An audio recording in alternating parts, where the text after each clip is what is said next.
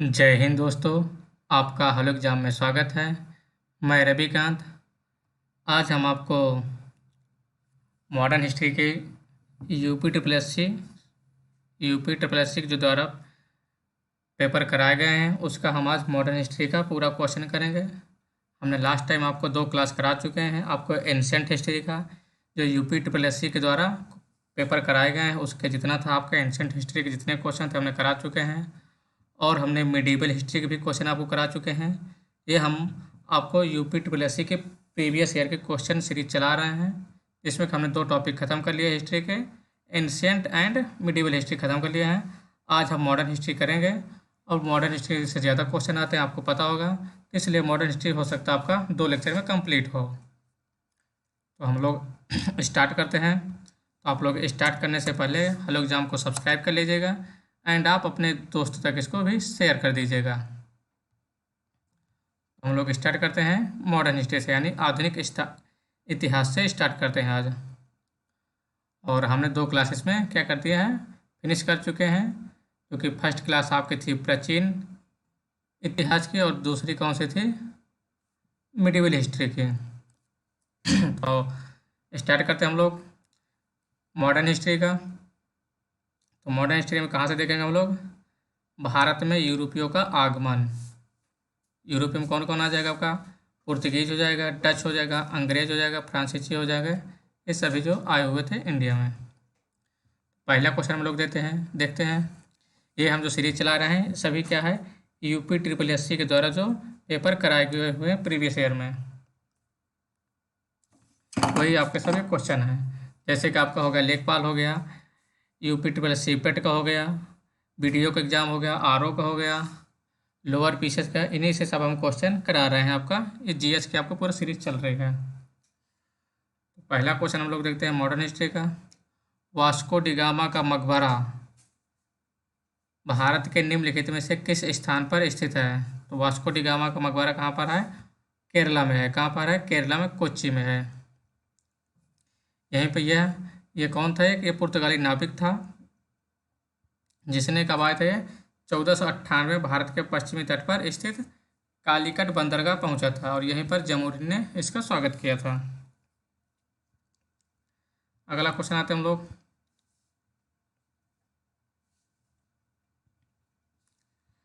वर्ष dash dash में east India company के जहाज़ों ने सूरत के पास स्थित स्वाली एस्चुरी में पुर्तगालियों को पराजित किया था। यानी कहाँ पर, सूरत में ईस्ट इंडिया कंपनी ने पुर्तगालियों को पराजित किया था। तो कब किया था, 1612 में पराजित किया था। स्वाली का युद्ध ये कब हुआ था, स्वाली का युद्ध 1612 में ईस्ट इंडिया कंपनी और पुर्तगाली सेना के मध्य सूरत के पास लड़ा गया था। वास्को डी गामा एक पुर्तगाली अन्वेषक ने डैश वर्ष में भारत के समुद्री मार्ग की खोज की थी। तो भारत के समुद्री मार्ग खोज कब की थी, हमने जस्ट बताया, हमने 1498 में भारत पहुंचा था, और ये समुद्री रास्ते से भारत पहुंचने वाला प्रथम व्यक्ति था। ये पहला व्यक्ति समुद्री रास्ते से भारत पहुंचने वाला था यूरोप से। नेक्स्ट क्वेश्चन आते हैं हम लोग, दक्षिण भारत के किस राजा ने वर्ष 1741 में कोलाचेल की लड़ाई में डच ईस्ट इंडिया कंपनी को परास्त किया था। तो साउथ इंडिया का कौन सा राजा था जिसने कोलाचेल की लड़ाई में डच ईस्ट इंडिया कंपनी को हराया था। तो कौन था वो, मार्तंड वर्मा था। कौन था वो, मार्तंड वर्मा था। ये कहाँ का राजा थे, त्रावणकोर यानी कि केरला का राजा था। 1741 में कोलाचेल की लड़ाई में डच ईस्ट इंडिया कंपनी को हराया था इसने। अगला क्वेश्चन आते हैं हम लोग, अंग्रेजों के खिलाफ भारतीय सैनिकों द्वारा पहला बड़े पैमाने पर बिल्लौर विद्रोह किस वर्ष हुआ था। कौन सा जो अंग्रेजों के खिलाफ हुआ था, कौन सा पहला हुआ था, बिल्लौर विद्रोह। तो बिल्लौर विद्रोह कब हुआ था, ये 1806 में हुआ था। और कहाँ हुआ था ये, मद्रास राज्य के बिल्लौर शहर में ईस्ट इंडिया कंपनी के खिलाफ भारतीय सिपाहियों ने बड़े पैमाने पर विद्रोह किया था, और क्या, बिल्लौर किले पर कब्जा भी कर लिया था। अगला क्वेश्चन आते हैं, किस वर्ष में ईस्ट इंडिया कंपनी ने रणजीत रणजीत सिंह के साथ अमृतसर की पहली संधि पर हस्ताक्षर किए थे? तो रणजीत सिंह के साथ कब किया था ये? 25 अप्रैल 1809 में हस्ताक्षर किया था। किसके साथ? रणजीत सिंह राजा के साथ, यानी कि जो अमृतसर के, और इसे क्या बोला जाता है? अमृतसर की संधि भी बोली जाती है। और इस संधि में किसके किसके सिग्नेचर हुए थे, हस्ताक्षर? मेटकॉफ और रणजीत सिंह ने हस्ताक्षर किया था। और इस संधि के अनुसार क्या था? सतलज नदी के दोनों राज्यों की सीमा मान ली गई थी। सतलज का जो पूरा हिस्सा था वह अंग्रेजों के पास चला गया था, और सतलज का जो पूरा हिस्सा था किसके पास था? अंग्रेजों के पास था। और इसका पश्चिम हिस्सा किसके पास था? राजा रणजीत सिंह के पास था। अगला क्वेश्चन आते हैं हम लोग, बक्सर के युद्ध के बाद ईस्ट इंडिया कंपनी मुगल सम्राट को प्रतिवर्ष कितने रुपए का भुगतान करने के लिए सहमत हुई थी? कितने रुपए के सहमत बनी थी? 26 लाख रुपए का। बक्सर का युद्ध कब हुआ था? बक्सर का तो आपका 1764 में हुआ था। अंग्रेजों तथा बंगाल के नवाब मीर कासिम और अवध का नवाब शुजाउद्दौला और मुगल सम्राट शाह आलम द्वितीय के साथ यह युद्ध हुआ था। मीर कासिम हो गया, अवध के नवाब शुजाउद्दौला एंड मुगल सम्राट शाह आलम के ये मध्य युद्ध लड़ा गया था। और अंग्रेजों की तरफ से कौन था? हेक्टर मुनरो अंग्रेजों की तरफ से नेतृत्व किया था, सेनापति। और जो संधि की गई थी, संधि 1765 में इलाहाबाद की प्रथम संधि के तहत 26 लाख रुपए मुगल सम्राट को देने के लिए सहमत बनी थे। अगला क्वेश्चन आते हैं, निम्नलिखित में से कौन सा पुर्तगाली उपनिवेश नहीं था? तो इनमें से कौन सा पुर्तगाली उपनिवेश नहीं था? ये मछलीपट्टनम पुर्तगाली उपनिवेश नहीं था इसमें। यह डचों का, ये मछलीपट्टनम किसका था? ये मसूलीपट्टनम या मछलीपट्टनम, ये डचों का उपनिवेश था। और जो बम्बई है, हुगली है, चौले सभी पुर्तगालियों का उपनिवेश था।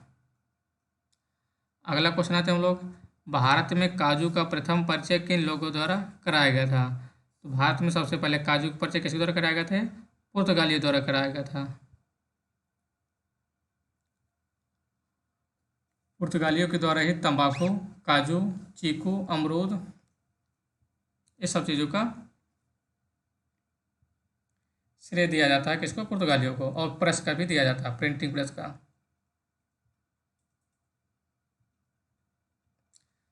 अगला क्वेश्चन आते हैं हम लोग, पहली डेनिश यानी पहली डच ईस्ट इंडिया कंपनी ने अपना परिचालन किस वर्ष में शुरू किया था?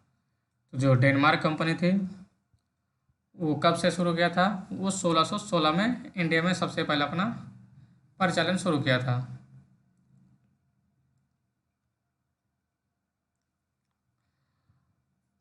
अगला क्वेश्चन आते हैं हम लोग, बक्सर के युद्ध के बाद डैश डैश के नवाब ने इलाहाबाद और कड़ा को मुगल सम्राट को सौंप दिया, जो ब्रिटिश सैनिकों के संरक्षण के अंतर्गत आया था। तो बक्सर के युद्ध के बाद अवध के नवाब ने इलाहाबाद और कड़ा को किसको सौंप दिया था? मुगल सम्राट को सौंप दिया था। किसको सौंप दिया था? शाह आलम मुगल सम्राट को सौंप दिया था।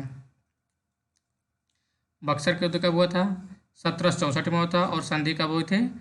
ये 12 अगस्त 1765 में हुई थी। और इस संधि के लिए किसको बुलाया गया था? क्लाइव को बुलाया गया था।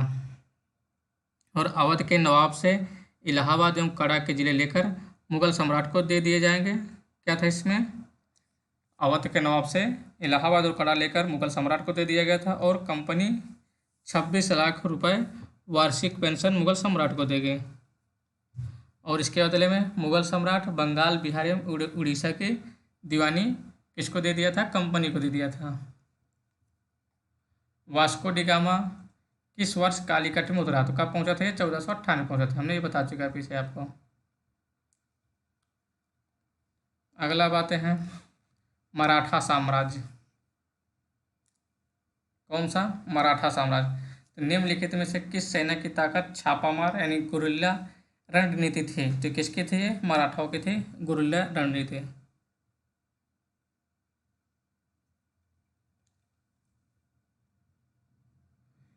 किस राजा के प्रशासन में अष्टप्रधान मंत्री परिषद पाई गई थी?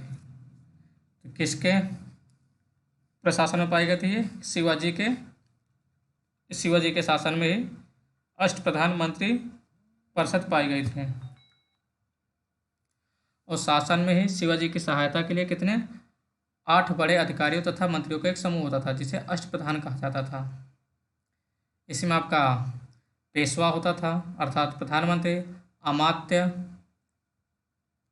पेशवा हो गया, प्रधानमंत्री, अमात्य, मंत्री, सचिव, सुमंत, सेनापति, पंडित राव एंड न्यायाधीश, ये 8 होते थे।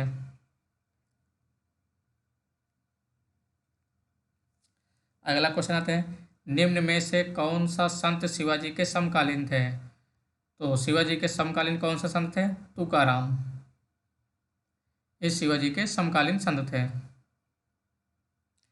और कुछ देखें हम तो शंकराचार्य। तो शंकराचार्य का टाइम पीरियड क्या था? 788 से लेकर 820 तक। और इन्होंने पूरे संपूर्ण भारत में एक भ्रमण किया था।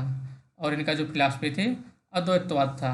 चैतन्य ये बंगाल क्षेत्र में थे और इनका जो फिलासफी थी वैष्णव मत को फॉलो करते थे।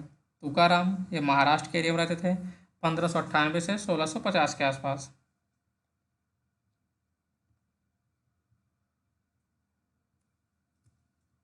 अगला क्वेश्चन आते हैं हम लोग, निम्नलिखित में से किसके शासनकाल में मुगलों और मराठों के बीच द्वंद्व प्रारंभ हुआ था?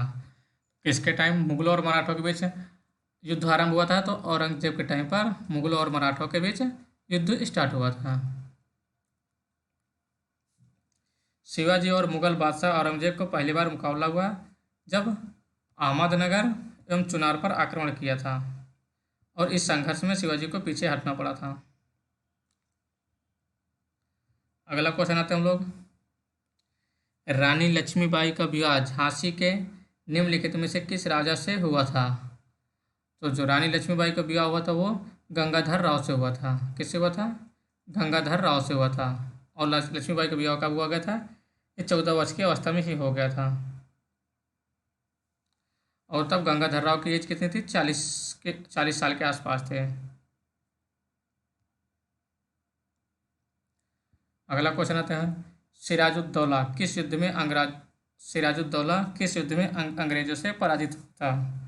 किस युद्ध में हुआ था सिराजुद्दौला? ये प्लासी के युद्ध में अंग्रेजों से पराजित हुआ था।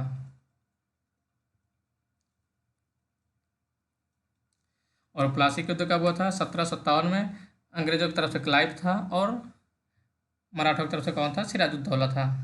1764 में बता चुका है। 1760 में कौन सा युद्ध हुआ था? वाणिवास का युद्ध। ये किसके किसके मध्य हुआ था? फ्रांसीसी एवं अंग्रेजी सेना के मध्य हुआ था। श्रीरंगपट्टनम का ऐतिहासिक शहर जिसे टीपू सुल्तान और उसके पिता हैदर अली की कब्रों का घर माना जाता है, वो निम्नलिखित किस शहर से लगभग 15 किलोमीटर की दूरी पर स्थित है?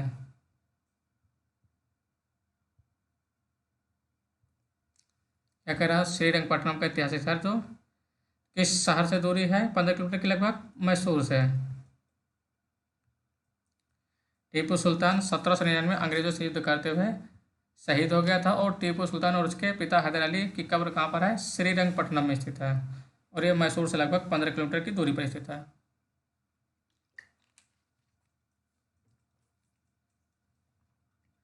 टीपू सुल्तान कहाँ का शासक था? तो हमने जस्ट पढ़ा कहाँ का था, ये मैसूर का था। टीपू सुल्तान और हैदर अली कहाँ के शासक थे? ये मैसूर के थे। ब्रिटिश शासन को भारत से उखाड़ फेंकने के लिए इनमें से किसने फ्रांसीसियों की मदद की थी? तो जो ब्रिटिश शासन को उखाड़ फेंकने के लिए किसने फ्रांसीसियों की मदद की? तो टीपू सुल्तान ने फ्रांसीसियों की मदद की थी। और इसी ने ही श्रीरंगपट्टनम में स्वतंत्रता का वृक्ष लगाया था और जैकोबिन क्लब का सदस्य भी बना था। कौन? टीपू सुल्तान। श्रीरंगपट्टनम की लड़ाई में अंग्रेजों ने किसे पराजित किया था? तो श्रीरंगपट्टनम की लड़ाई में किसको पराजित किया था अंग्रेजों ने? कि टीपू सुल्तान को पराजित किया था अंग्रेज़ों ने। जो श्रीरंगपट्टनम की लड़ाई में अंग्रेज़ों ने किसको पराजित किया था? टीपू सुल्तान को पराजित किया था। और 1792 में संधि हुई थी, और इस संधि के तहत टीपू सुल्तान अंग्रेज़ों को अपना राज्य का आधा एरिया दे दिया था और देना पड़ा था। और साथ ही अंग्रेजों ने युद्ध की क्षतिपूर्ति के लिए 3 करोड़ रुपए की मांग की, तुरंत धनराशि की मांग की थी। कितनी? 3 करोड़ रुपए के।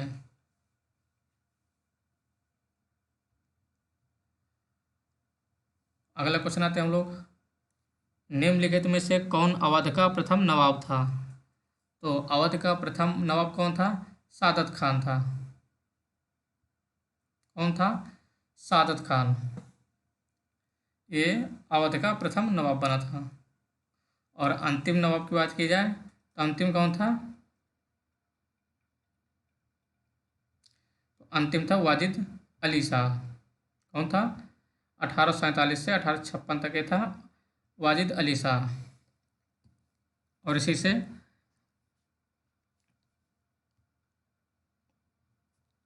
अगला क्वेश्चन है, तो हम लोग, इनमें से किस लड़ाई में अंग्रेजों ने बंगाल के नवाब सिराजुद्दौला को हराया था? तो किस लड़ाई में अंग्रेजों ने सिराजुद्दौला को हराया था? तो वो युद्ध कौन सा था?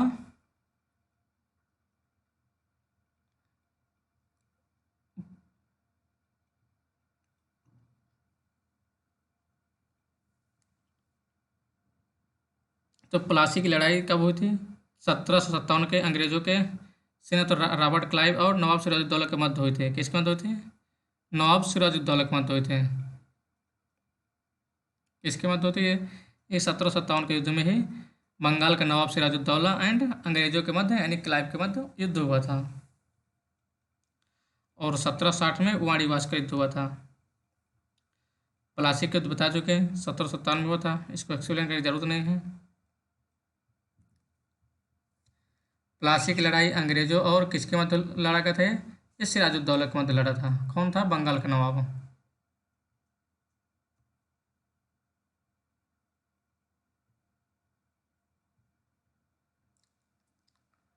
अब हम लोग आते हैं economic, social and cultural policies of British.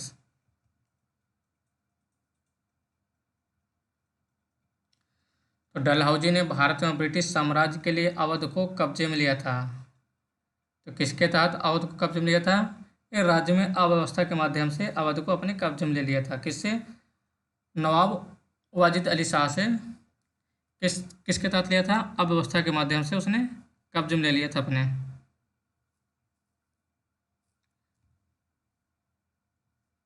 जो लॉर्ड डलहौजी की नीति थी, कौन सी? हड़प नीति यानी कि लैप्स नीति थी। उसके तहत उसने आउट ट्रम्प के रिपोर्ट के अनुसार कुशासन का आरोप लगाकर उसने अवध के नवाब यानी कि वाजिद अली शाह से डलहौजी ने अवध राज्य छीन लिया था। और किस में विलय कर दिया था? पंजाब में उसका विलय कर दिया था। अगला क्वेश्चन आते हैं हम लोग, ब्रिटिश ने निम्नलिखित में से किस भाषा को भारतीय समाज में प्रस्तुत करने की उत्सुकता दिखाए थे? यानी किस भाषा में उत्सुकता दिखाई थी? अंग्रेजी भाषा में दिखाए थे। निम्नलिखित में से किसे अंग्रेजों द्वारा शुरू किए गए सबसे महत्वपूर्ण योगदानों में से एक माना जाता है? जो अंग्रेजों द्वारा शुरू किया गया था उनमें सबसे महत्वपूर्ण कौन था? वो रेलवे था, जो कि डलहौजी के टाइम पर स्टार्ट हुआ था। रेलवे को अंग्रेजों द्वारा शुरू किया गया था और इस सबसे महत्वपूर्ण योगदानों से एक माना जाता है। और भारत में रेलवे का सबसे पहला बात की जाए कब स्टार्ट हुई थी? 16 अप्रैल 1853 को लॉर्ड डलहौजी ने बम्बई से थाने तक की 34 किलोमीटर की दूरी तक चलाई गई थी। स्थायी बंदोबस्त सबसे पहले शुरू किया था। तो स्थायी बंदोबस्त कहाँ शुरू किया गया था और किसके द्वारा शुरू किया गया था? तो परमानेंट सेटलमेंट ये कार्नवालिस के द्वारा स्टार्ट किया गया था 1793 ईस्वी में। और सबसे पहले कहाँ लागू किया गया था? बंगाल एंड बिहार में लागू किया गया था। कहाँ पर लागू किया गया था? बंगाल एंड बिहार में। किसके द्वारा स्टार्ट किया गया था? कार्नवालिस के द्वारा। अगला क्वेश्चन आते हैं हम लोग, इनमें से हड़प नीति का कट्टर समर्थक कौन था? लॉर्ड डलहौजी। अभी हमने जस्ट बताया ऊपर। लॉर्ड डलहौजी लैब्स या व्यक्तिगत सिद्धांत या हड़प नीति के लिए फेमस था। और इसी ने ही इसके तहत सतारा सबसे पहले, जैतपुर, संभलपुर, बघाट, उदयपुर, झांसी, नागपुर, अवध का विलय किया था।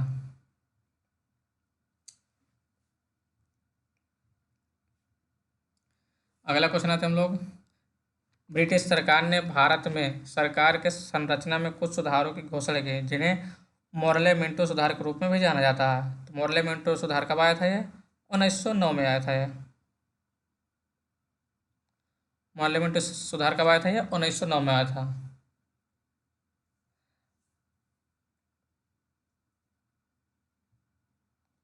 और इसके तहत ही क्या किया गया था?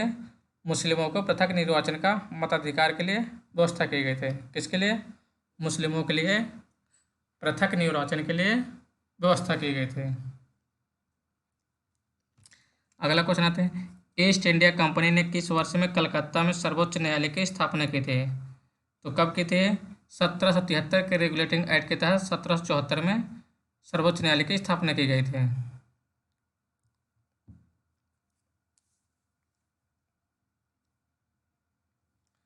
नेक्स्ट क्वेश्चन आते हैं हम लोग। भारत में पहली रेलगाड़ी किस वर्ष में और किन दो स्थानों के बीच चलाए गए थे? तो क्या कह रहा है? पहले हमने जस्ट बताया है, बम्बई से ठाणे। कब चलाई गई थी? 1853 में। आपका ऑप्शन में सी नंबर ऑप्शन सही हो जाएगा। Next question. भारत में सबसे पहली जनगणना किस वर्ष में हुई थी? सबसे पहली जनगणना कब हुई थी? 1872 में की गई थी। 1872 में लॉर्ड मेयो के टाइम पे स्टार्ट हुए थे। और नियमित जनगणना 1881 में लॉर्ड रिपन के कालकाल में स्टार्ट हुई। नेक्स्ट क्वेश्चन आते हैं हम लोग। 1866 में भारत के संदर्भ में चर्चा करने और भारतीय कल्याण को बढ़ावा देने के लिए ब्रिटिश सार्वजनिक अधिकारियों को प्रभावित करने के लिए लंदन में ईस्ट इंडिया एसोसिएशन का आयोजन किसने किया? तो 1866 में किसने किया था ये? दाता भाई नौरोजी के द्वारा किया गया था।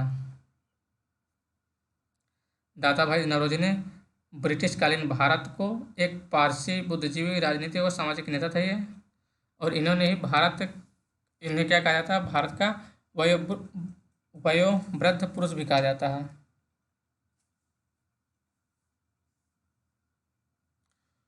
और 1892 से लेकर 1895 तक ये यूनाइटेड किंगडम के हाउस ऑफ कॉमन्स के सदस्य भी थे। Next question. निम्नलिखित में से कौन सा दूसरा प्रांत था जिसने सहायक संधि को स्वीकार किया था? तो पहला कौन सा था? तो पहला आपका सतारा था। दूसरा कौन सा होगा इसमें आपका? दूसरा आपका मैसूर है। इसने क्या किया था? सहायक संधि स्वीकार किए थे।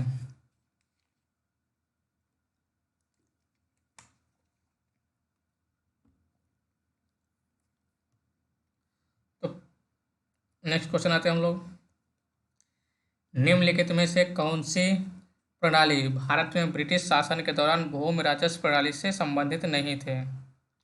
इसमें कौन सी है? स्थायी बंदोबस्त ये थी आपके, महालवाड़ी ये भी थी, रैयतवाड़ी ये भी थी, लेकिन दस्तक इसमें आपका नहीं था। दस्तक राजस्व प्रणाली से संबंधित नहीं है।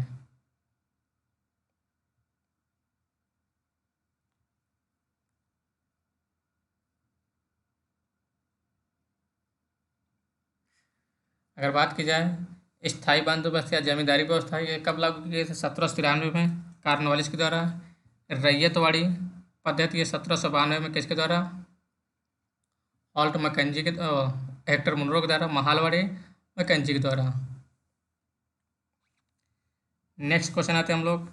बम्बई अब जो छत्रपति शिवाजी महाराज टर्मिनल से थाने तक भारत में पहली यात्रा ट्रेन किस वर्ष चली थी? किस वर्ष चली थी? 1853 में। ये जस्ट अभी ऊपर बता चुके हम। बाल विवाह अवरोध अधिनियम 1929 को निम्नलिखित किस अन्य नाम से जाना जाता है? तो बाल विवाह अधिनियम किस नाम से जाना जाता है? ये शारदा एक्ट के नाम से भी जाना जाता है। ये किस नाम से? शारदा एक्ट के नाम से। ये जो बाल विवाह अधिनियम के तहत लड़कियों की शादी की उम्र 14 वर्ष रखी गई थी और लड़कों की 18 साल तय किए गए थे।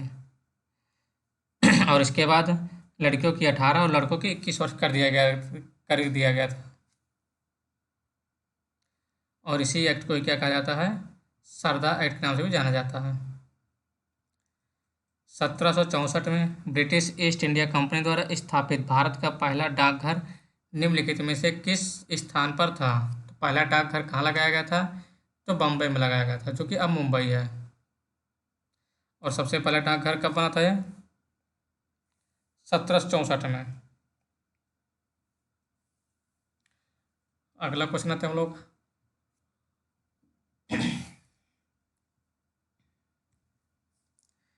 हिंदू विधवा पुनर्विवाह अधिनियम 1856 जिसे अधिनियम 1856 भी कहा जाता है, 26 जुलाई 1856 को लागू हुआ, जिसे लॉर्ड डैश डैश द्वारा पारित किया गया था। तो किसके द्वारा पारित किया गया था? लॉर्ड कैनिंग द्वारा किया गया था, क्योंकि 1857 में कौन था? 56-57 के आसपास वायसराय कौन था? लॉर्ड कैनिंग था। इसी के द्वारा क्या किया गया था? हिंदू विधवा पुनर्विवाह एक्ट पारित किया गया था।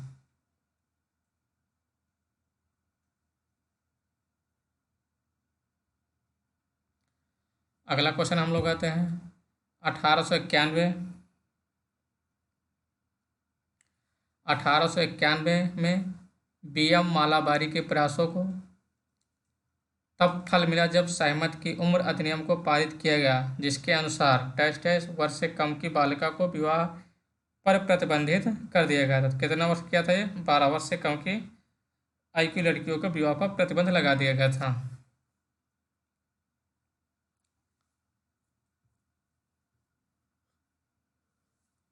अगला क्वेश्चन आते हैं हम लोग 1795 और 1804 के बंगाल विनियमन अधिनियम घोषित किया गया था। तो क्या था जो घोषित किया गया था इसमें? तो आपका कन्या हत्या को अवैध घोषित किया गया था। कब? 1795 एंड 1804 बंगाल विनियमन अधिनियम के तहत कन्या हत्या को अवैध घोषित कर दिया गया था।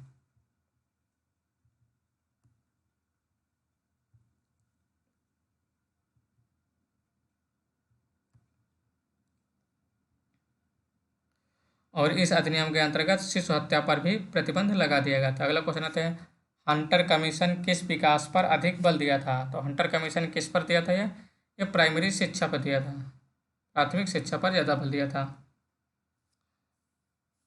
1882 में सरकार ने हंटर की अध्यक्षता में एक कमीशन गठित किया था, जिसका कार्य 1854 के पश्चात देश में शिक्षा की दिशा में किए गए प्रयासों एवं उसकी समीक्षा करना था। अगला क्वेश्चन आते हैं हम लोग भारत में यातायात व्यवस्था की शुरुआत का श्रेय किसको दिया जाता है? तो किसको दिया जाता है? ये ब्रिटिश शासक को दिया जाता है, भारत में यातायात व्यवस्था यानी ट्रैफिक सिस्टम को।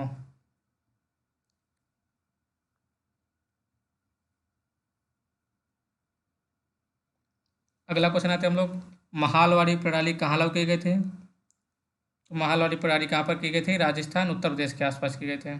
उत्तर प्रदेश, राजस्थान, मध्य प्रदेश, पंजाब एरिया में लागू किए गए थे।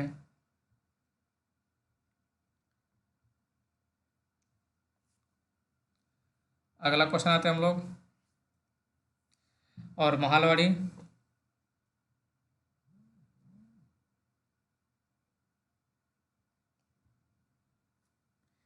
नेक्स्ट क्वेश्चन आते हैं किसान मजदूर एवं वामपंथी आंदोलन peasant labour and left movement. तो भूदान ग्रामदान आंदोलन निम्नलिखित में से किसके द्वारा शुरू किया गया था? तो भूदान आंदोलन किसके द्वारा शुरू किया गया था? ये विनोबा भावे के द्वारा स्टार्ट किया गया था। और ये आपका क्वेश्चन लेखपाल में भी आया था और पेट 2022 के एग्जाम में भी आया था। यह कब स्टार्ट किया गया था? ये भारत के आज़ाद होने के बाद 1951 में। और ये आंदोलन कहाँ पर स्टार्ट हुआ था? तेलंगाना राज्य के पोचमपल्ली गांव से शुरू हुआ था। कहाँ से? पोचमपल्ली गांव से स्टार्ट हुआ था यह। 1928 के बारदौली सत्याग्रह का नेतृत्व किसने किया था? तो इसका नेतृत्व किसने किया था? सरदार पटेल ने किया था। जो बारदौली का सत्याग्रह आंदोलन था, ये किसके द्वारा नेतृत्व किया गया था? ये सरदार वल्लभ भाई पटेल द्वारा किया गया था। और यहीं पर ही वल्लभ भाई पटेल को सरदार की उपाधि दी गई थी, किसके द्वारा? महिलाओं के द्वारा।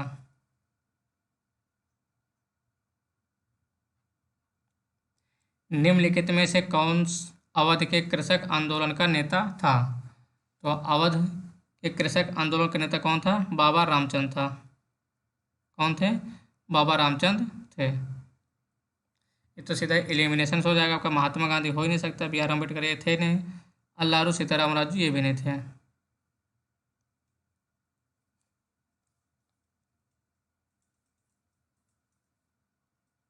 भूदान आंदोलन के प्रवर्तक किन्हें माना जाता है? किसके भूदान? तो अभी जस्ट बता दिए कौन थे? विनोबा भावे।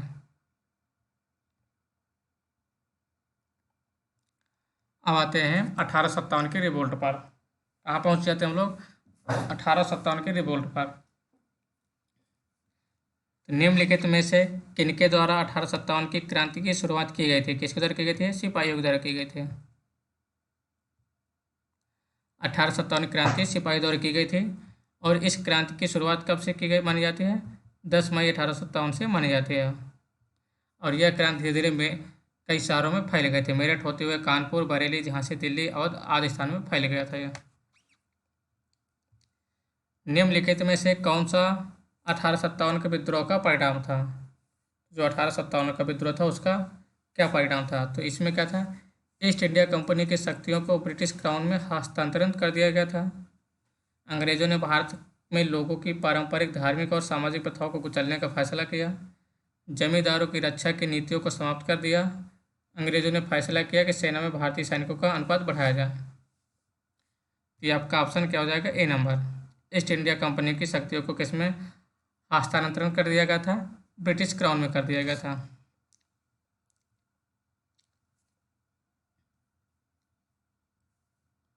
और साथ ही 15 सदस्यों के एक काउंसिल गठित कर दिए गए थे। कितने सदस्यों की? 15 सदस्यों के।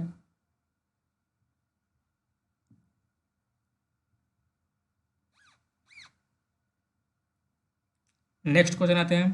कानपुर में 1857 के विद्रोह का नेतृत्व किसने किया था? तो कानपुर से किसने किया था? नाना साहब ने किया था। तो कानपुर से विद्रोह का नेतृत्व किया गया था, किसके द्वारा किया गया था? नाना साहब के द्वारा किया गया था। और नाना साहब की ओर से लड़ने वाले मुख्य कौन थे?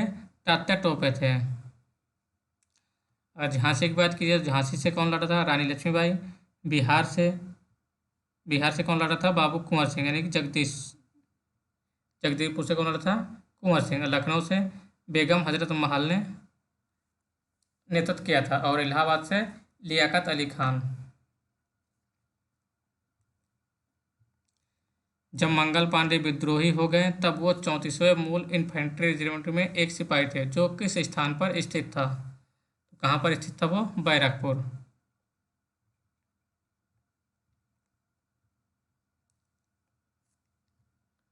नेक्स्ट क्वेश्चन आते हैं। रानी अवंतीबाई लोधी ने अंग्रेजों के खिलाफ 4000 की सेना खड़ी की और नेतृत्व किया, जिन्होंने उसके राज्य के प्रशासन को अधिकार में ले लिया था। तो कहाँ की थी वो? रामगढ़। जो रामगढ़ की रानी अवंतीबाई लोधी थी, उसने 4000 की सेना खड़ी की थी। किसके विरुद्ध? अंग्रेजों के विरुद्ध।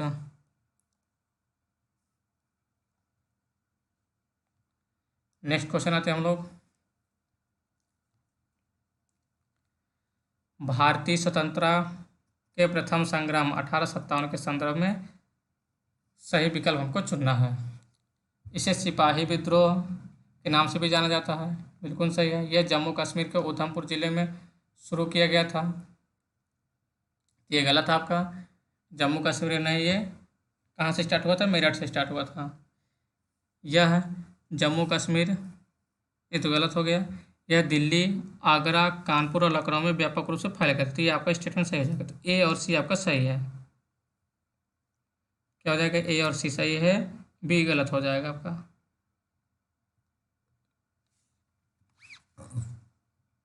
नेक्स्ट क्वेश्चन आते हैं हम लोग। मेरठ छावनी में 1857 के सैनिक विद्रोह की शुरुआत कब हुई थी? कब की गई थी? 10 मई 1857 की डेट रखी गई थी।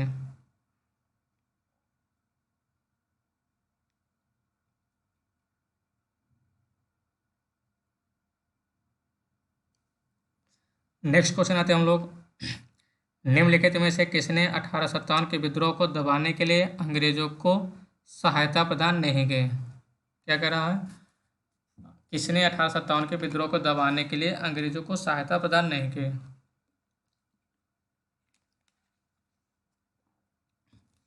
तो सबसे देखते हैं सहायता कौन कौन प्रदान किया था। तो ग्वालियर के सिंधिया ने सहायता प्रदान की थी, हैदराबाद के निजाम ने किया था और भोपाल के सिकंदर बेगम ने की थी। लेकिन अवध की बेगम हजरत महल ने अंग्रेजों के विरुद्ध लड़ाई लड़ी थी।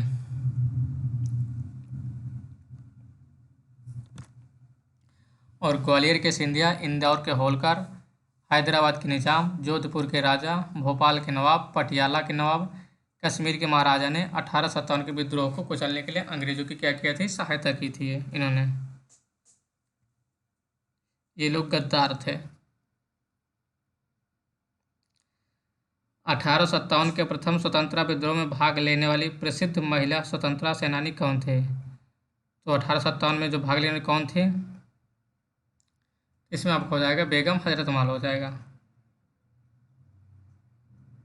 कौन हो जाएगा, बेगम हजरत महल। ये कहाँ से लड़ी थी, अवध से।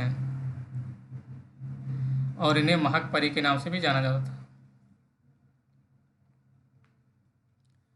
नेक्स्ट क्वेश्चन आते हैं हम लोग, 1857 के सिपाही विद्रोह में सिपाहियों को किस कंपनी द्वारा बनाए गए कारतूसों पर आपत्ति थी? तो कौन से थे, एनफील्ड राइफल से आपत्ति थे। निम्न में से किन्होंने 1857 के सिपाही विद्रोह को विद्रोह नहीं कहा? तो किसने सिपाही विद्रोह को विद्रोह नहीं कहा था, कार्ल मार्क्स ने। कार्ल मार्क्स ने इसको सिपाही विद्रोह नहीं कहा था। तो 1857 के सिपाही विद्रोह को कार्ल मार्क्स, बीडी सावरकर जैसे विद्वानों ने प्रथम स्वतंत्रता संग्राम के रूप में वर्णित किया, जबकि जॉन लॉरेंस, शीले, RSC मजूमदार और सैयद अहमद खान जैसे विद्वानों ने एक सिपाही विद्रोह बताया था। 1857 के विद्रोह के प्रसिद्ध नेताओं में से एक तात्या टोपे को अंग्रेजों ने 1859 में कहाँ पर फांसी दी थी? तो फांसी कहाँ पर दी थी, शिवपुरी में दिए थे। शिवपुरी में क्या कहते हैं, फांसी दे दिया गया था तात्या टोपे को। अगर इनका मूल नाम जाना जाए तो इनका मूल नाम क्या था, आत्माराम पांडुरंग था। सिपाही विद्रोह कब स्टार्ट हुआ था, ये 1857 में। इसको एक्सप्लेन करने की जरूरत नहीं है। अब आते हैं सोशल एंड रिलीजियस मूवमेंट पर। सर्वेंट ऑफ इंडिया सोसाइटी की स्थापना किसके द्वारा 1905 में कल्याणकारी कार्यों में विभिन्न जातियों और धर्मों के भारतीयों को एकजुट करने और प्रशिक्षित करने के लिए की गई थे? किसके द्वारा की गई थी सर्वेंट ऑफ सोसाइटी की स्थापना? ये गोपाल कृष्ण गोखले द्वारा की गई थी। गोपाल कृष्ण गोखले द्वारा ये की गई थी। कब की गई थी, 12 जून 1905 को की गई थी। और गोपाल कृष्ण गोखले ये महात्मा गांधी के राजनीतिक गुरु भी थे।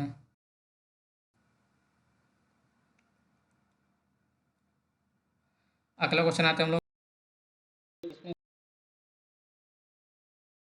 किसने किया था, दादा भाई नौरोजी ने किया था। Poverty and un British rule in India के नाम से इन्होंने बुक पब्लिश की थी। Poverty and un British rule in India. वेदों के ओर लौटो या वेदों को ओर वापस जाओ का नारा किसने दिया था? तो वेदों की ओर लौटो का नारा दिया था दयानंद सरस्वती ने दिया था।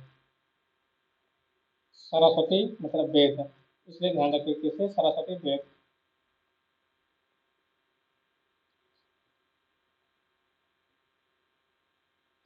और इन्होंने स्वामी दयानंद सरस्वती ने ही क्या किया था, आर्य समाज की स्थापना भी की थी। और ब्रह्म समाज की स्थापना की किसने किया था, राजा राम मोहन राय ने किया था। 1875 के अलीगढ़ आंदोलन में किसका नाम जुड़ा है? तो जो अलीगढ़ का आंदोलन 1875 में हुआ था उसमें किसका नाम जुड़ा हुआ है, सर सैयद अहमद खान का नाम जुड़ा हुआ है उसमें, अलीगढ़।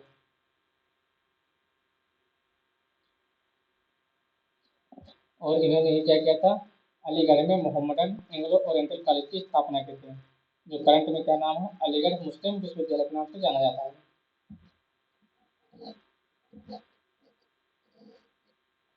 नेक्स्ट क्वेश्चन है हम लोग, क्या करना है, मिलान करना हमको। तो हमने बताया अभी आर्य समाज की स्थापना किसने की थी, तो दयानंद सरस्वती ने की थी। ब्रह्म समाज की, राजा राम मोहन राय ने। वन का 3 हो जाएगा, तो वन का 3 हो गया। और सी का टू किसमें है, इसमें, तभी हमको और देखना पड़ेगा। सत्य शोधक समाज की स्थापना किसने की थी, ज्योतिबा फुले ने की थी। डी का 5 हो जाएगा, तो अब ऑप्शन क्लोज हो जाएगा, सी नंबर ऑप्शन सही हो जाएगा आपका। कौन सा ऑप्शन हो जाएगा आपका, सी नंबर।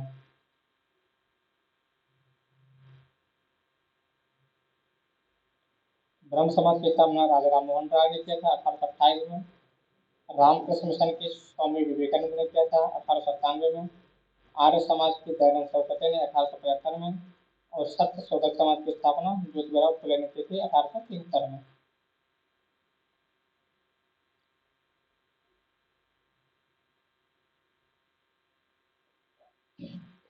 नेक्स्ट क्वेश्चन आते हैं, स्वामी दयानंद सरस्वती ने किस शहर में पहली बार 1875 में आर्य समाज की स्थापना की थी, किस शहर में की थी, मुंबई में की थी, जो उस टाइम का बॉम्बे था।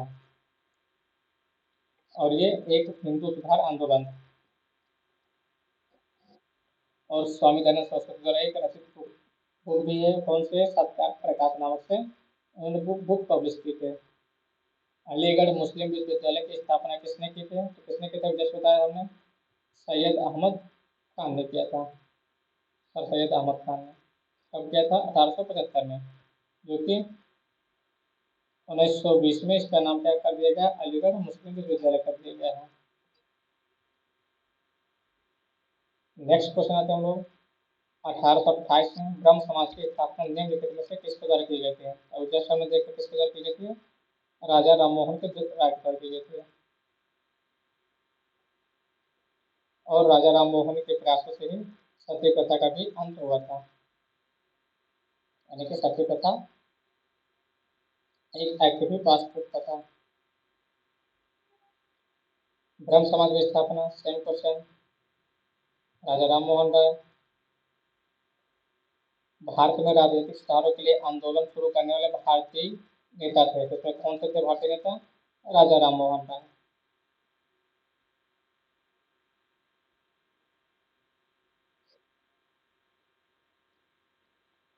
ये मानवतावादी थे और उनकी विश्वबद्धता में गहरी आस्था थी, और ये जीवन की स्वतंत्रता तथा संपत्ति ग्रहण करने के प्राकृतिक आधारों के समर्थक भी थे। आर्य समाज की स्थापना किसने की, तो हमने अभी बताया था, दयानंद सरस्वती ने 1875 में आर्य समाज की स्थापना की थी। प्रश्न, रामकृष्ण मिशन का मुख्यालय कहाँ पर स्थित है, तो रामकृष्ण मिशन का मुख्यालय कहाँ पर स्थित है, बेलूर मठ में स्थित है।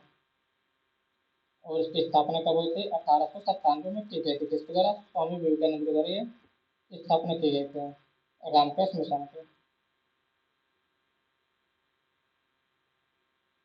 1815 में राजा राममोहन राय ने एक नई धार्मिक संस्था की स्थापना की, जिसे कौन सी सभा कहा जाता है, जिसे बाद में ब्रह्म समाज के नाम से भी जाना जाता है। तो कौन सी सभा का गठन किया गया था, आत्मीय सभा का। उसके बाद में क्या नाम कर दिया गया था, ब्रह्म समाज नाम कर दिया गया था, परिवर्तित कर दिया गया था।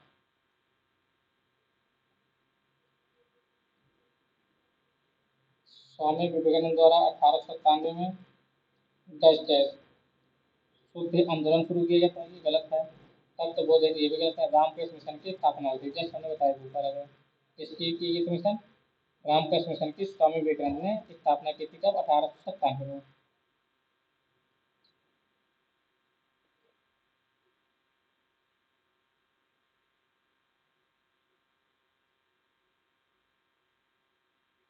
नेक्स्ट क्वेश्चन आता है हम लोग, विश्व धर्म संसद 1893 में स्वामी विवेकानंद ने हिंदू धर्म के बारे में विस्तार से बताया था, कहाँ पर बताया था, शिकागो में। शिकागो में विश्व धर्म संसद में स्वामी विवेकानंद ने हिंदू धर्म के बारे में विस्तार से एक्सप्लेन किया था। 1805 में राजा राम मोहन राय द्वारा स्थापित किस संगठन ने महिलाओं के खिलाफ नकारात्मक परंपराओं, पूर्वग्रहों और प्रथाओं को हटाने का प्रयास किया। 1805 में राजा राम मोहन राय ने 1805 में किसी संगठन की स्थापना नहीं की, बल्कि कब किए थे? 1815 में की थी। वो कौन सी थी? आत्मीयता भाषा। और बाद में 1828 में इसका नाम क्या कर दिया गया था? ब्रह्म समाज कर दिया गया था। तो इसमें मोस्ट प्रोबेबल आंसर क्या हो जाएगा आपका? ब्रह्म समाज हो जाएगा। हम लोग आते हैं इंडियन नेशनल कांग्रेस पर।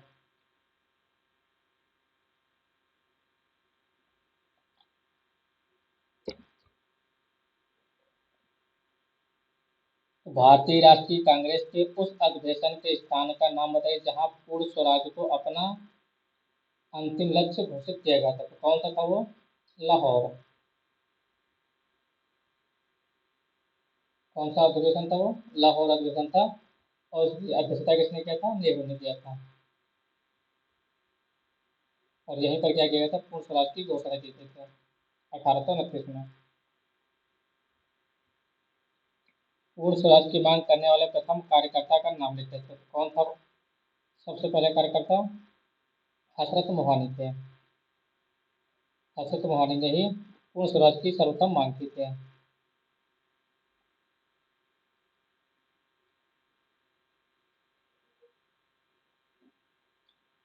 नेक्स्ट क्वेश्चन आते हैं हम लोग।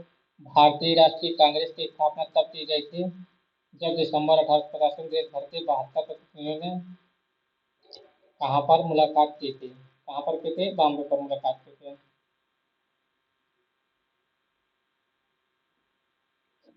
और उसके 1885 में भारतीय राष्ट्रीय कांग्रेस की स्थापना हुई थी। और उसके और किसके सहायता से होती है? ए ओ होम के द्वारा तो होती है। और जो उस टाइम वायसराय था, तो वायसराय कौन था? लॉर्ड डफरिन था। और इसकी अध्यक्षता किसने की थी? व्योमेश बनर्जी ने किया था। इसकी अध्यक्षता की थी। भारतीय राष्ट्रीय कांग्रेस की स्थापना की थी तो किसके द्वारा की गई थी? ए ओ होम के द्वारा की गई थी। और इसकी अध्यक्षता किसने की थी? व्योमेश बनर्जी ने किया था। और कहाँ पर पहली बैठक हुई थी? तो पहली बैठक हुई थी गोकुलदास तेजपाल संस्कृत महाविद्यालय में हुई थी, मुंबई में। गोकुलदास तेजपाल संस्कृत महाविद्यालय। नेक्स्ट क्वेश्चन आता है हम लोग। भारतीय राष्ट्रीय कांग्रेस द्वारा किस अधिवेशन में ऐतिहासिक पूर्ण स्वराज का प्रस्ताव पारित किया गया था? किसमें किया गया था? लाहौर अधिवेशन में किया गया था। किस उसकी अध्यक्षता किसने की थी? नेहरू ने किया था।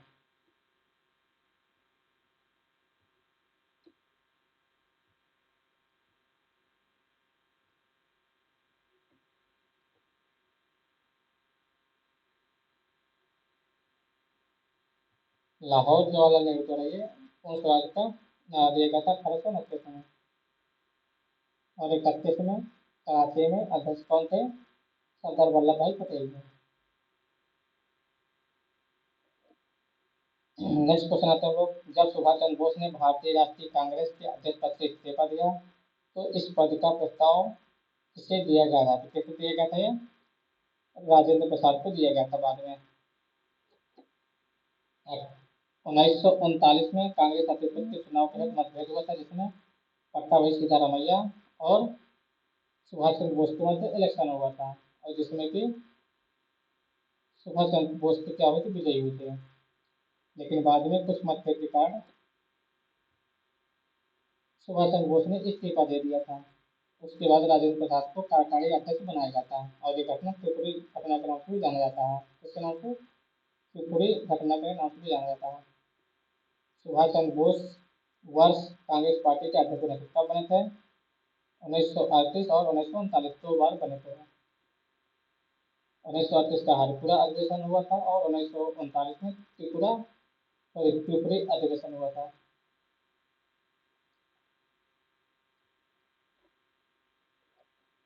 ए ओ ह्यूम एक सेवानिवृत्त अंग्रेजी आईसीएस अधिकारी ने वर्ष में भारतीय राष्ट्रीय संघ का गठन किया था। तो कब किया था भारतीय राष्ट्रीय संघ का गठन? कब किया था? ये 1884 में किया था।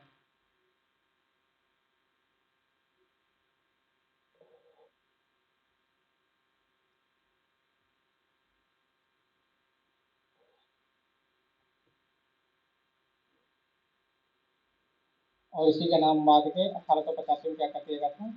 राष्ट्रीय कांग्रेस यानी कि इंडियन नेशनल कांग्रेस करके लगा।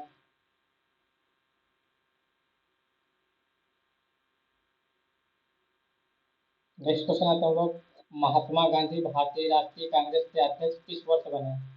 तो महात्मा गांधी बेलगांव अधिवेशन में 1924 में अध्यक्ष बने थे। कौन सा अधिवेशन में? बेलगांव अधिवेशन में। 1923 में कौन बना था? मौलाना मोहम्मद अली काकीनाडा में बने थे। 1922 में ये 37वां अधिवेशन था। देश बंधु चित्तरंजन दास गया में। और 1925 में मोस्ट इम्पोर्टेंट आपको 1925 है 40वां अधिवेशन, श्रीमती सरोजिनी नायडू, और भारत की प्रथम महिला बनी थी अध्यक्ष।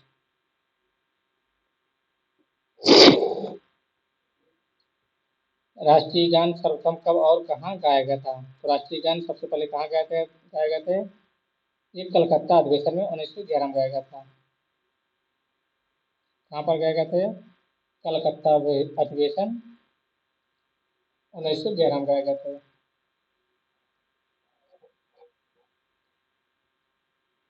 जन गण मन जो भारत का राष्ट्रीय गान सर्वप्रथम कब गाया गया था? Same question. कब गए थे? 27 दिसंबर 1911 को। 1916 का लखनऊ समझौता महत्वपूर्ण था क्योंकि इसके बाद कांग्रेस ने क्या किया था? मुस्लिम लीग के साथ गठबंधन कर लिया था, और जो ब्रेकअप हो गया था कांग्रेस का, नरम दल और गरम दल का, यहीं पर पैचअप भी हो गया था। और यहीं पर क्या किया था? मुस्लिम लीग को भी साथ गठबंधन कर लिया था। 1907 में कांग्रेस का ब्रेकअप हुआ था। इसका कांग्रेस का ब्रेकअप हुआ था किससे किससे? गरम दल और नरम दल से। लेकिन 1916 में पैचअप भी हो गया था। भारतीय राष्ट्रीय कांग्रेस की स्थापना हुई थी, कब हुई थी? 1850 में। किसके द्वारा की गई थी? ए होम के द्वारा की गई थी। उसके प्रथम अध्यक्ष कौन थे? बेमचंद बनर्जी थे। और कहाँ पर ये पहली बैठक हुई थी? तो गोकुलदास तेजपाल संस्कृत कॉलेज के परिसर में हुए थे, और यहाँ पर 72 डेलीगेट्स कुल इकट्ठा हुए थे।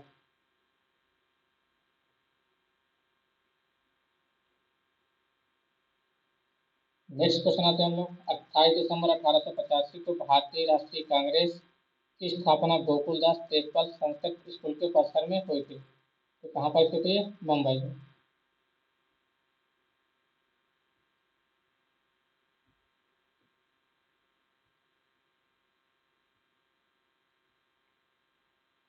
नेक्स्ट क्वेश्चन आता है हम लोग, दिसंबर 1916 में दोनों पक्षों के संयुक्त सत्र में भारतीय राष्ट्रीय कांग्रेस और मुस्लिम लीग के एक बीच समझौता हुआ था। कहाँ पर हुआ था ये? 1916 का अधिवेशन कहाँ हुआ था? लखनऊ में हुआ था। और इसकी अध्यक्षता किसने की थी?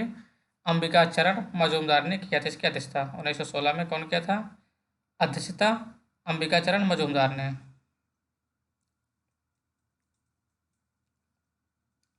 नेक्स्ट आते हैं हम लोग, महात्मा गांधी ने भारतीय राष्ट्रीय कांग्रेस के निम्नलिखित सत्रों में से किसकी अध्यक्षता की थी? महात्मा गांधी ने किसमें किया था अध्यक्षता? अभी हमने ऊपर बता चुका। 1924 में बेलगांव में, बेलगांव अधिवेशन कर्नाटका में हुआ था।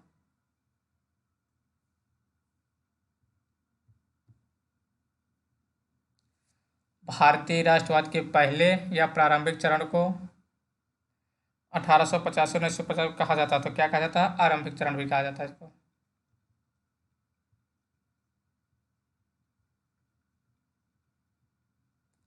क्या कहा जाता है? भारतीय राष्ट्रवाद के पहले या प्रारंभिक चरण को क्या कहते हैं? उदारवादी चरण कहते हैं। सॉरी, क्या कहा जाता है? उदारवादी। कौन सा चरण कहा जाता है? उदारवादी चरण कहा जाता है, क्योंकि इस टाइम पर सब नरम दल वाले नेता थे।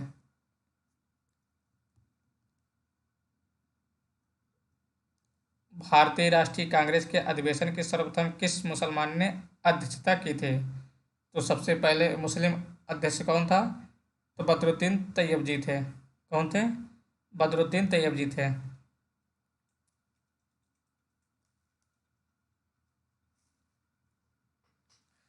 तो बदरुद्दीन तैयब जी की अध्यक्षता कब के थे? 1887 में मद्रास अधिवेशन में इन्होंने अध्यक्षता की थी, और ये पहले मुस्लिम अध्यक्ष थे राष्ट्रीय कांग्रेस के। अब आते हम लोग 1905 में बंगाल विभाजन पर। तो बंगाल में आंदोलन के दौरान तिरंगा झंडा डिजाइन किया गया था? किस आंदोलन के टाइम पर तिरंगा झंडा का डिजाइन किया गया था? तो स्वदेशी आंदोलन के टाइम पर क्या किया गया था? तिरंगा झंडा का डिजाइन किया गया था।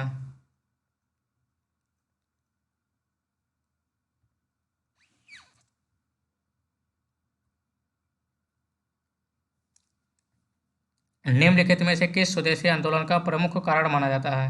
क्या करा? निम्नलिखित में से किस स्वदेशी आंदोलन का प्रमुख कारण माना जाता है?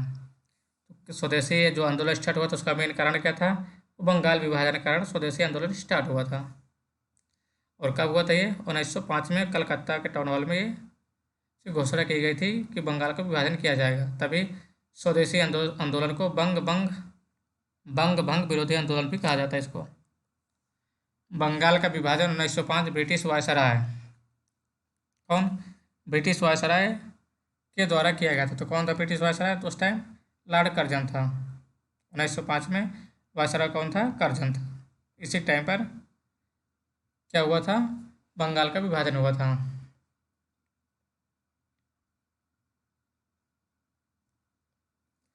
1905 से बंगाल के विभाजन के दौरान भारत का वायसराय कौन था? सेम क्वेश्चन, कौन था? कर्जन था। ब्रिटिश भारत सरकार ने बंगाल के विभाजन को लागू करने का निर्णय की घोषणा कब की थी?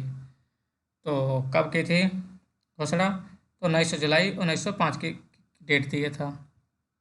कौन सी डेट दिया गया था बंगाल विभाजन की? 19 जुलाई 1905 को बंगाल विभाजन की घोषणा की गई थी।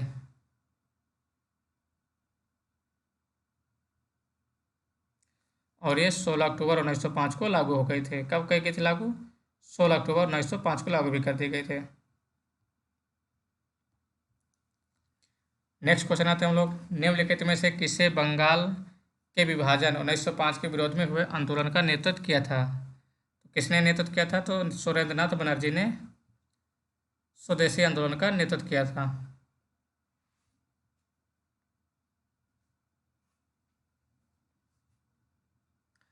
और इसी स्वदेशी आंदोलन क्या किया गया था? सभी बाहरी वस्तुओं का बहिष्कार किया गया था।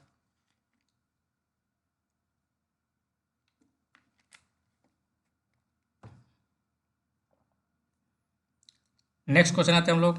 अंग्रेजों से आज़ादी के लिए लड़ रहे भारतीयों द्वारा उठाई गई शपथ कि वो सिर्फ भारतीय निर्मित सामानों, विशेष रूप से कपड़ों का उपयोग करेंगे, को किस आंदोलन को कहा जाता है? तो कौन सा आंदोलन था? वो स्वदेशी आंदोलन था, जो कि 7 अगस्त 1905 को बंगाली विभाजन के विरोध में कलकत्ता टाउन हाल में स्वदेशी आंदोलन की घोषणा की गई थी। तो स्वदेशी आंदोलन की घोषणा कब की गई थी? 7 अगस्त 1905 को की गई थी। नेक्स्ट क्वेश्चन आते हैं हम लोग। लॉर्ड कर्जन के बंगाल विभाजन के पीछे निम्नलिखित में से कौन सा एक मकसद नहीं था? तो देखते हैं कौन सा मकसद नहीं था। बंगाल राष्ट्रीय के मूल पर हमला करना, ये बिल्कुल सही है, इसका मकसद था। बांटो और शासन करो, ये भी मकसद था। ब्रिटिश राज की सत्ता प्रदर्शन, ये भी था। सरकार के प्रशासनिक भार को सहज करना, ये कारण दिया गया था, लेकिन ये सबसे गलत कारण था। ये ऑप्शन सही हो जाएगा। 19 जुलाई 1905 को बंगाल विभाजन का निर्णय लिया गया था और 7 अगस्त 1905 को स्वदेशी आंदोलन स्टार्ट किया गया था और 16 अक्टूबर 1905 को बंगाल विभाजन को लागू कर दिया गया था। अब हम लोग आते हैं रेवोल्यूशनरी मूवमेंट पर। इस पर आते हैं हम लोग रेवोल्यूशनरी मूवमेंट पर।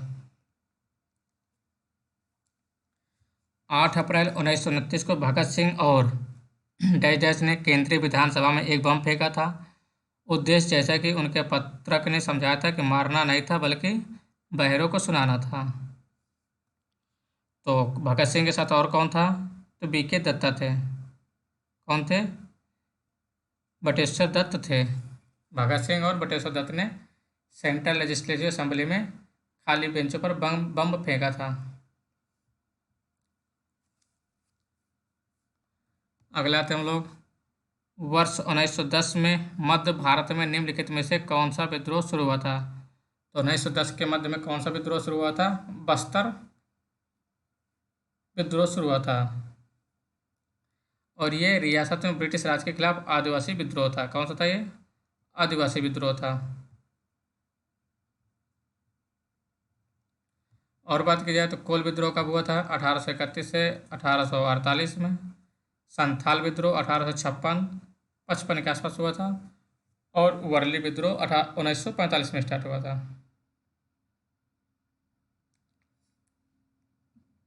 नेक्स्ट क्वेश्चन आते हैं हम लोग।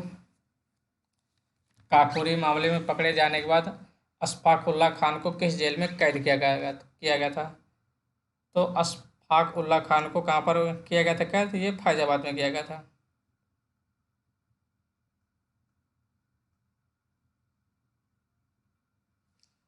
और ये काकोरी कांड में कितने लोग शामिल थे? तो इसमें 4 लोग शामिल थे। अशफाक उल्लाह खान, राजेंद्र लहड़ी, राम प्रसाद बिस्मिल और रोशन सिंह को गिरफ्तार कर लिया गया था और 1927 में यहाँ पर इनको फांसी भी दे दी गई थी।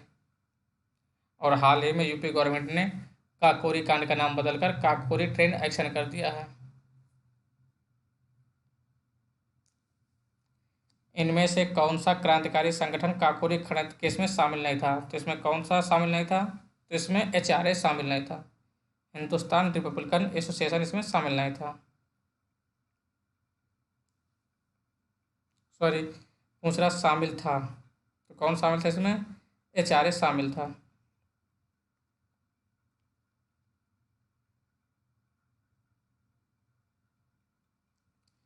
अगर बात की जाए गदर पार्टी की स्थापना कब हुई थी? 1913 में। किस द्वारा की गई थी? लाला हरदयाल और सोहन सिंह भाकरा के द्वारा ये गदर पार्टी की स्थापना की गई थी। अनुशीलन कमेटी की 1902 में किया गया था ये वरिंद घोष एंड जतिननाथ बनर्जी द्वारा की गई थी। अनुभव भारत ये किसके द्वारा किया गया था? विनायक दामोदर सावरकर के द्वारा किया गया था 1904 में। HRA का स्थापना 1924 में की गई थी। सचिंद्रनाथ सान्याल और राम प्रसाद बिस्मिल और चंद्रशेखर आजाद के द्वारा ये HRA की स्थापना की गई थी। फिर इसको HRA का ही नाम बाद में बदल कर क्या कर दिया गया था? हिंदुस्तान सोशलिस्ट रिपब्लिकन एसोसिएशन कर दिया गया था। कब किया गया था? 1928 में। और इसमें भगत सिंह भी शामिल हो गए थे। नेक्स्ट आते हम लोग सन 1915-16 में किसके नेतृत्व में 2 होम रूल लीग की स्थापना शुरू हुई थी? कौन था? एनी बेसेंट और लोकमान्य तिलक थे। इनके नेतृत्व में ही क्या है? होम रूल लीग की शुरुआत हुई थी।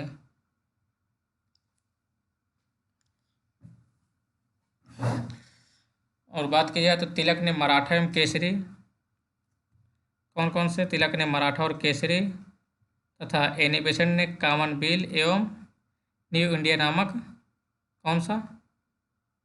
Common bill and new India नामक समाचार पत्रिका भी निकाले थे। नेक्स्ट क्वेश्चन आते हैं हम लोग 1908 ईस्वी में मुजफ्फरपुर में न्यायाधीश किंग्सफोर्ड की हत्या करने का प्रयास किसने किया था? तो किंग्सफोर्ड की हत्या का प्रयास किसने किया था? प्रफुल्ल चाकी और खुदीराम बोस ने किया था, लेकिन अनफॉर्चुनेटली वो नहीं मरा।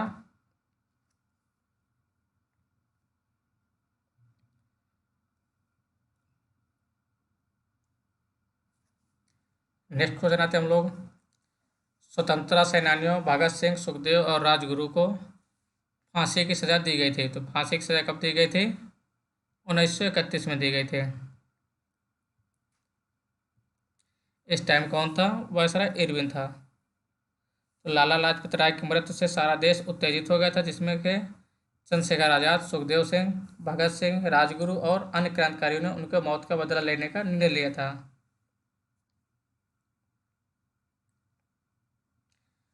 नेक्स्ट क्वेश्चन आते हैं हम लोग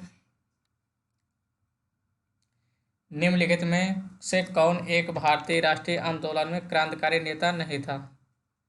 इसमें कौन था जो क्रांतिकारी नेता नहीं था?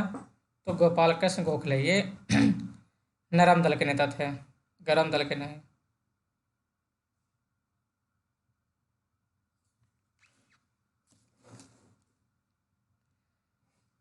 नेक्स्ट क्वेश्चन आते हैं हम लोग निम्न में से किस शहर में स्वतंत्रता सेनानी चंद्रशेखर आजाद ने ब्रिटिश पुलिस द्वारा घिर जाने पर खुद को गोली मार ली थी? तो कहाँ पर मारे थे चंद्रशेखर आजाद ने? ये इलाहाबाद में, जो कि इलाहाबाद का फेमस पार्क भी है चंद्रशेखर आजाद पार्क, और इसको अल्फ्रेड पार्क नाम से भी जाना जाता है।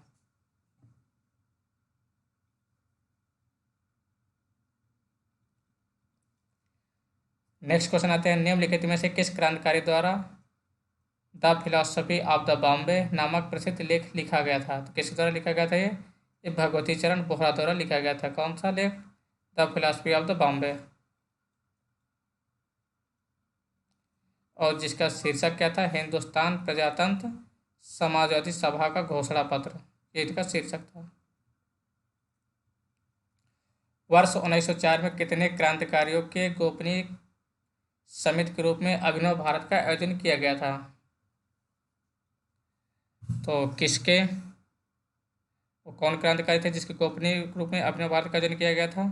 तो वीर सावरकर थे। कौन? बीडी सावरकर।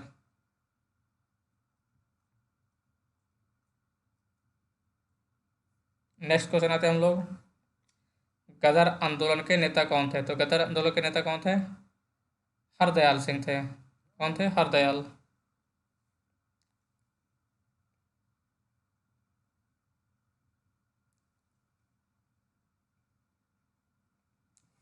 और इसकी स्थापना कब की गई थी?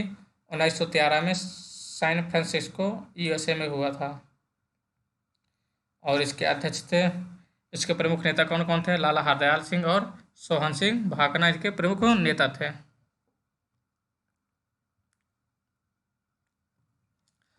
अपराधियों के रूप में नहीं बल्कि राजनीतिक बंदियों के रूप में इलाज की मांग करते हुए किस क्रांतिकारी के जेल में 64 दिन के बाद उपवास में उनकी मृत्यु हो गई थे? तो कौन से क्रांतिकारी थे? वो जतिन दास थे। जतिन दास की 64 दिन में भूख से मृत्यु हो गए थे।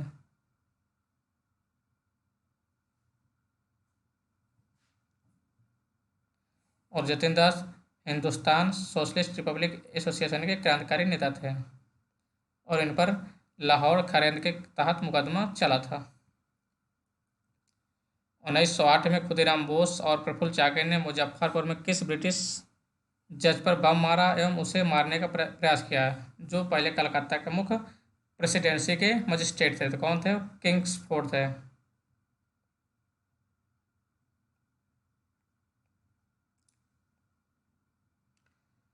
नेक्स्ट क्वेश्चन आते हैं हम लोग, मुक्त भारत समाज की स्थापना किसने की थे? तो मुक्त भारत समाज की स्थापना किसने की थे? वीर सावरकर ने की थे। और इन्होंने अभिनव भारत का भी स्थापना की थे।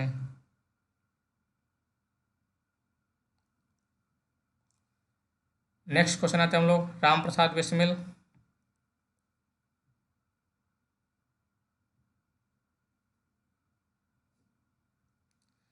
राम प्रसाद बिस्मिल, सूरसेन, अरविंदो घोष, भगत सिंह, इनका किससे किससे संबंध है? तो सूरसेन का संबंध किससे? चटगांव से है। किससे संबंधित है? चटगांव से। तो 2 का क्या हो जाएगा? 3 हो जाएगा। 2 का 3 किसे में दिया हुआ है? 2 का 3 बी नंबर में दिया, तो कौन सा आपका बी नंबर ऑप्शन सही हो जाएगा। और आपको मिलाने की जरूरत नहीं है। राम प्रसाद बिस्मिल, काकोरी एक्शन, उसके बाद आपका क्या हो जाएगा? अरविंदो घोष। अरविंदो घोष किसका हो जाएगा? अलीपुर बम मामला। एंड भगत सिंह, लाहौर षड्यंत्र।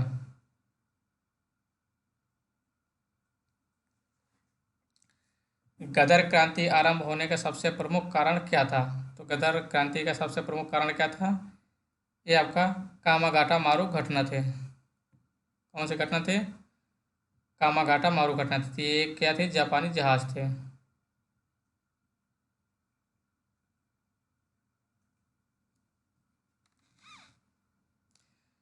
नेक्स्ट क्वेश्चन आते हैं, चंद्रशेखर आजाद मुठभेड़ में कहाँ शहीद हुए थे? तो ये कहाँ हुए थे? अल्फ्रेड पार्क यानी कि इलाहाबाद चंद्रशेखर पार्क में होते हैं।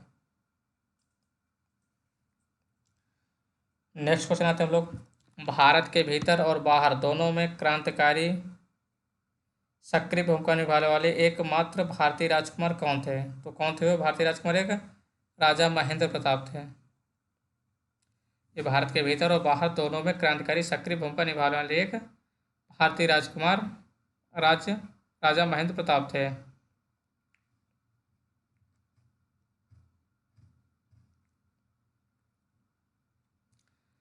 नेक्स्ट क्वेश्चन आते हैं हम लोग, महाराष्ट्र में 1900 में विनायक दामोदर सावरकर द्वारा स्थापित गुप्त समाज को कहा जाता था। तो गुप्त समाज को क्या कहा जाता था? मित्र मेला कहा जाता था। यानी कि विनायक दामोदर सावरकर द्वारा स्थापित कौन सा था? गुप्त समाज को मित्र मेला कहा जाता था। और मित्र मेला ही 1904 में एक गुप्त समाज अर्थात अभिनव भारत में परिवर्तित कर दिया गया था। किसमें किया गया था? अभिनव भारत में परिवर्तित कर दिया गया था।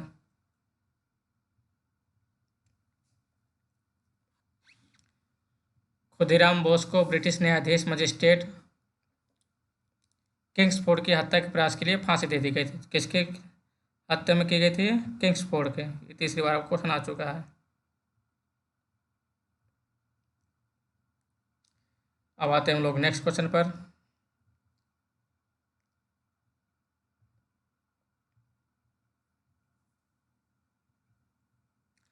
18 अप्रैल 1923 को हुआ चिटगांव सत्याग्रह छापे की घटना का नेतृत्व किसने किया था? ये किसने किया था? गणेश घोष ने किए थे, जिसमें से क्रांतिकारियों ने डपारा में स्थित पुलिस सत्याग्रह पर एक कब्जा कर लिया था। इस पर एक मूवी भी है चटगांव नाम से।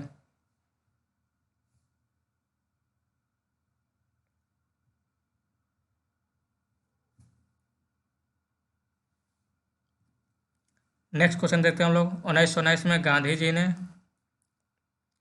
किसके खिलाफ सत्याग्रह का आह्वान किया, जिस अधिनियम ने अभिव्यक्ति की स्वतंत्रता जैसे मौलिक अधिकारों पर अंकुश लगाया और पुलिस शक्तियों को मजबूत किया? तो कौन सा वो अधिनियम था? वो रोलेट एक्ट था। रोलेट एक्ट के तहत ही सत्याग्रह का आह्वान किया था किसने? गांधी जी ने।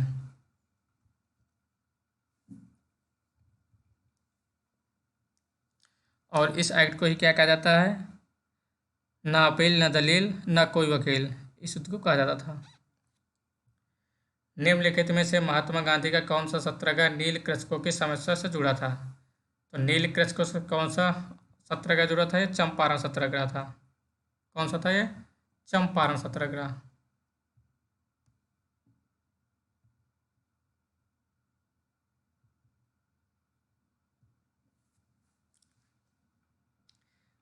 ये तिनकठिया पद्धति के खिलाफ ही कौन सा सत्याग्रह? चंपारण सत्याग्रह ने गांधी जी ने किया था। कहाँ का है? बिहार में, जो कि रामचंद्र शुक्ल के आमंत्रण पर ही चंपारण पहुंचे थे। कौन? गांधी जी। नेक्स्ट क्वेश्चन आते हैं हम लोग। निम्नलिखित में से किसने महात्मा गांधी के खिलाफ आंदोलन से जुड़ने का विरोध किया था? तो किसने विरोध किया था? मोहम्मद अली जिन्ना ने विरोध किया था। किससे जुड़ने के लिए? खिलाफत आंदोलन से। और खिलाफत आंदोलन कब स्टार्ट हुआ था? ये 1919 में।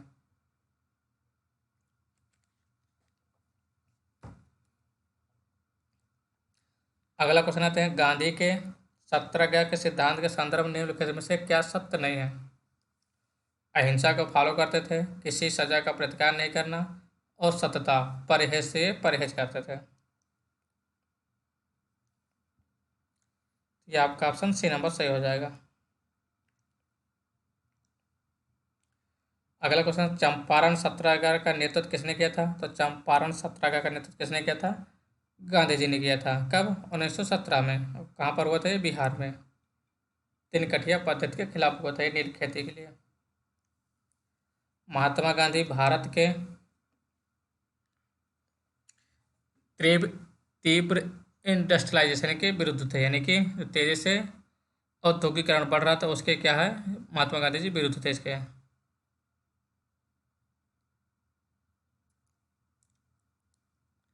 महात्मा गांधी दक्षिण अफ्रीका में किस वर्ष पहुंचे थे? तो दक्षिण अफ्रीका किस वर्ष पहुंचे थे? 1893 में महात्मा गांधी साउथ अफ्रीका पहुंचे थे।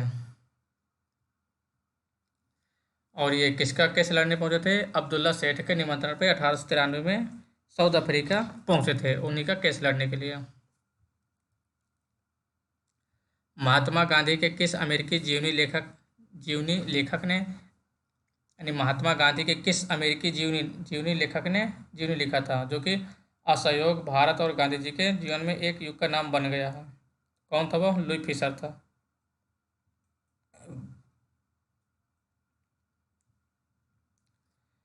महात्मा गांधी ने निम्नलिखित में से किसे अपना राजनीतिक गुरु माना था? तो किसे राजनीतिक गुरु माना था? गोपाल कृष्ण गोखले को महात्मा गांधी ने अपना राजनीतिक गुरु माना था।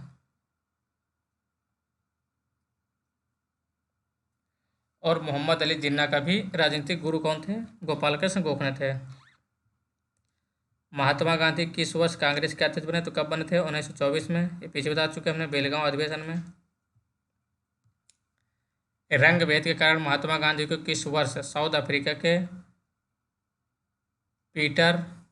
पीटरमरिट्जबर्ग रेलवे स्टेशन में प्रथम श्रेणी के रेल डिब्बे से सामान सहित बाहर फेंक दिया गया था? कब फेंक गया था? 1893 में, जब इन्होंने साउथ अफ्रीका गए थे तब इनका सामान क्या किया गया था? बाहर फेंक दिया गया था। महात्मा गांधी द्वारा भारतीय राष्ट्रीय कांग्रेस के कितने अधिवेशनों का सभापतित्व किया गया था? तो कितने अधिवेशन में इन्होंने अध्यक्ष बने थे? एक अधिवेशन में केवल, बेलगांव अधिवेशन 1924 में। निम्नलिखित में से कौन सा गांधीवाद दर्शन का हिस्सा नहीं है? तो अहिंसा गांधीवाद दर्शन था, ब्रह्मचर्य और सत्याग्रह ये सभी किसके थे? गांधीवाद थे। लेकिन व्यवसाय गांधी का ये दर्शन नहीं था, यानी फिलॉसफी नहीं थी। 1917 का कौन सा सत्याग्रह महात्मा गांधी का पहला सत्याग्रह था और भारतीय स्वतंत्रता आंदोलन में एक बड़ा विद्रोह था? तो ये कौन सा था? चंपारण, तिनकटिया के खिलाफ, बिहार में हुआ था ये।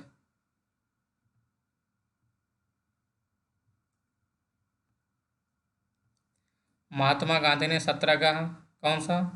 महात्मा गांधी ने सत्याग्रह सभा की स्थापना किस वर्ष में की थी? तो सत्याग्रह की स्थापना किस वर्ष की थी? फरवरी 1919 में किए थे। रोलेट एक्ट के विरोध में ही फरवरी में 1919 में सत्याग्रह सभा की स्थापना की थी। अगला क्वेश्चन आते हम लोग, महात्मा गांधी ने किस अर्थव्यवस्था की वकालत की थी? तो महात्मा गांधी ने डिसेंट्रलाइजेशन यानी कि विकेंद्रीकृत अर्थव्यवस्था की वकालत की थी।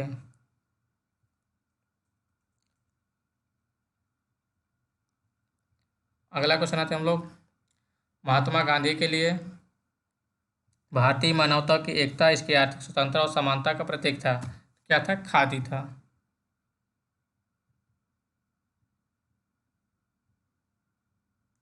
गांधी जी ने 1920 के दशक में गांव को आत्मनिर्भर बनाने के लिए खादी का प्रचार प्रसार बहुत जोरों से किया था।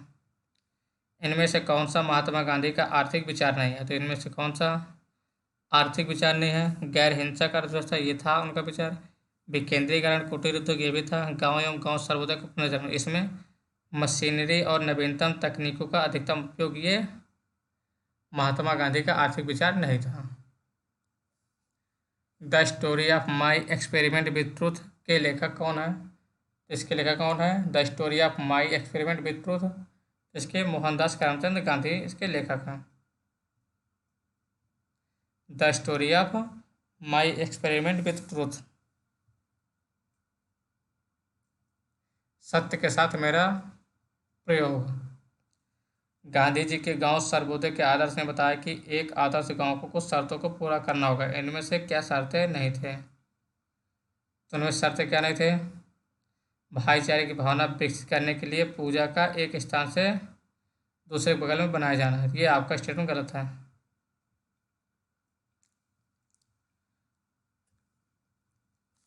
अगला क्वेश्चन आते हैं हम लोग, महात्मा गांधी भाप से चलने वाली जहाज SS सफारी द्वारा दक्षिण अफ्रीका कहाँ पर पहुंचे थे? कहाँ पर पहुंचे थे? डरबन में। महात्मा गांधी ने 1893 में भाप से चलने वाले जहाज SS सफारी द्वारा साउथ अफ्रीका के डरबन पहुंचे थे। वहां साउथ अफ्रीका भारतीय समुदाय के नेता बने।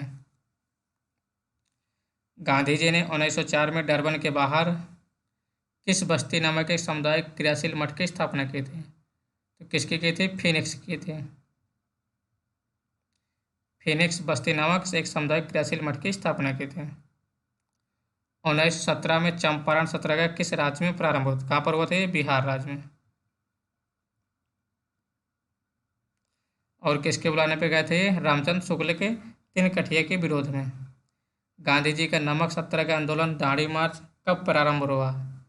तो दांडी मार्च कब स्टार्ट हुआ था? 12 मार्च 1930 को स्टार्ट हुआ था और 6 अप्रैल 1930 को ये समाप्त हुआ था। और किसके विरुद्ध था ये? नमक आंदोलन के विरुद्ध था।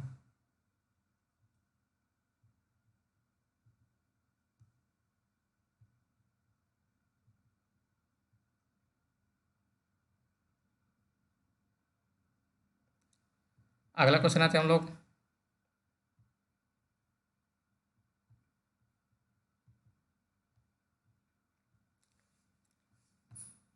महात्मा गांधी को राष्ट्रपिता के नाम से सर्वप्रथम किसने संबोधित किया था? तो किसने संबोधित किया था? सुभाष चंद्र बोस ने सबसे पहले महात्मा गांधी को राष्ट्रपिता के रूप में संबोधित किया था। कब? 1944 में। यहीं पर हम आज अपना क्लास समाप्त करते हैं। आप लोग कमेंट करके बताइएगा कि आपको क्लास कैसी लगी। अगर आपको क्लास अच्छी लगी हो तो क्लास को लाइक करिएगा और सब्सक्राइब करिएगा, और आप अपने दोस्तों तक इसको शेयर करिएगा। क्लास यहीं पर हम क्या करते हैं, समाप्त करते हैं। धन्यवाद।